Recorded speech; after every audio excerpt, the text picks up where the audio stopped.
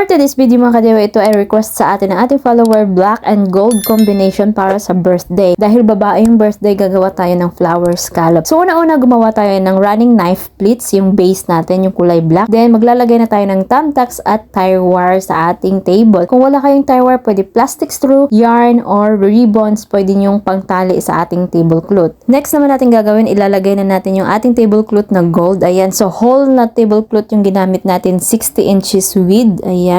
Una natin gagawing folds ay yung ribbon scallop. So, mga 14 inches yung haba ng ating ribbon scallop. So, ifo-fold lang natin. Kung naka-measure ka na ng 14 inches, then, fold mo yung tablecloth at tupiin mo at talian ng ating tire wire. Pagkatapos natin magawa yung color gold na tablecloth, i-insert naman natin yung color black para sa isa pang ribbon scallop. Itabi lang muna natin yung color gold. Ayan, i-insert na natin yung color black dito para sa ating pangalawang ribbon scallop. So, fold lang natin. So, yung gamit kong tablecloth dito ay half lang ng 60 inches width. Kalahati ng buong tablecloth. So, yung haba nating magagamit dito na tablecloth sa gold ay nasa 7 yards. Sa black naman ay 7 yards din. 7 yards din yung base natin na running pleats. Yung haba ng table ay 2 meters. At ang gamit nating tablecloth dito ay silk alpagena. Para naman dito sa ating second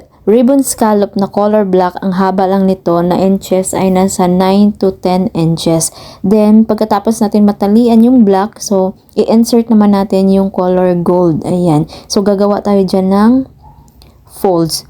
1 folds muna para sa gold, then 2 folds para sa black, at another 1 fold para sa gold. So, bali tigda dalawang fold kada kulay.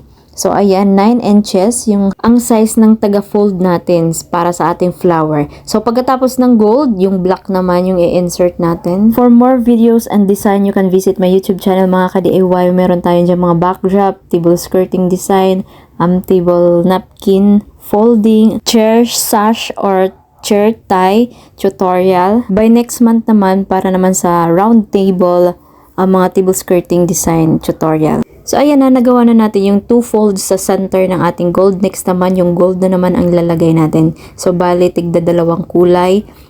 Side to side yung gold, sa center yung black. So, next naman, gagawa na tayo ng scallop. Center scallop na malaki. So, i-open scallop lang natin yung gold dahil i-insert natin yung kulay black sa taas.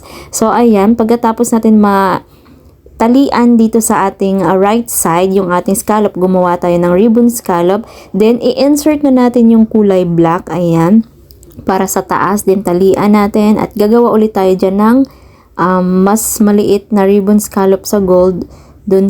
Pagkatapos sa ribbon scallop, gagawin na natin yung 4 na fold. So, una muna yung gold, then dalawang black sa center niya, then another gold sa side ng ating black. Ayan. So, side to side yung gold, yung center yung black. So, tatalian na natin para hindi magkalasan. Then, itatago natin sa gilid yung ating mga excess na tablecloth. So, ipipin natin para hindi siya nakalabas. Next naman, ang gagawin natin dito sa ating mga finolds para sa flower, ibubuka lang natin yung kulay gold. Ayan, unahin natin yung gold. Side to side, ibubuka natin dahil siya yung open flower natin. So, ayan, dito, ganun din dito sa ating left side na fold. Ayan.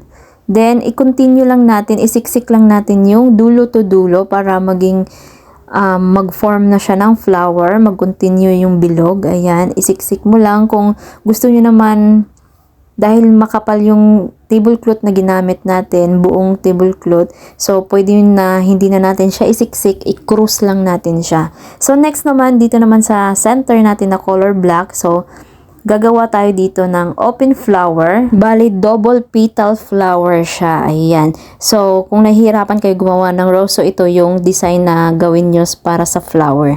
So, next naman, ay gagawin na natin siyang pa-rose. So, yung dulo, ayan, tablecloth, iikot mo lang siya, ipa-spiral mo siya para maging, rose buds. Then, i-continue natin yung isa pang folds, ayan, para mabuo na yung ating rose flower. So, ipipin mo lang siya, ganyan, para hindi matanggal yung kanyang pa-spiral.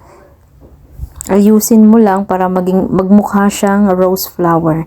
So, ayan na. So, next naman, dito naman tayo sa baba. Dito sa ating ribbon scallop, ayusin mo lang. Ipa-zigzag mo lang siya. Ayan. Then, ganun din sa black. Ganyan lang siya ka-easy ka DIY. So, ito na yung final look niya. Ayan. May rose flower tayo sa gitna, sa open flower na color gold. Then, scallop naman dito sa center at ganun din yung rose flower with the ribbon scallop sa baba dito sa right. So, ganyan lang ka-easy. Sana nasundan niyo yung ating video tutorial. At huwag kalimutan mag-like, subscribe, at i-hit ang notification bell para lagi kayong updated sa mga bago nating i-upload. Paki-follow na rin yung ating Facebook page at paki-share na rin itong ating video para mas marami makanood, matuto at magkaroon ng idea sa ating mga tinuturo. Maraming salamat, ingat, and God bless everyone. See you on next upload. Thank you for watching and thank you for sharing.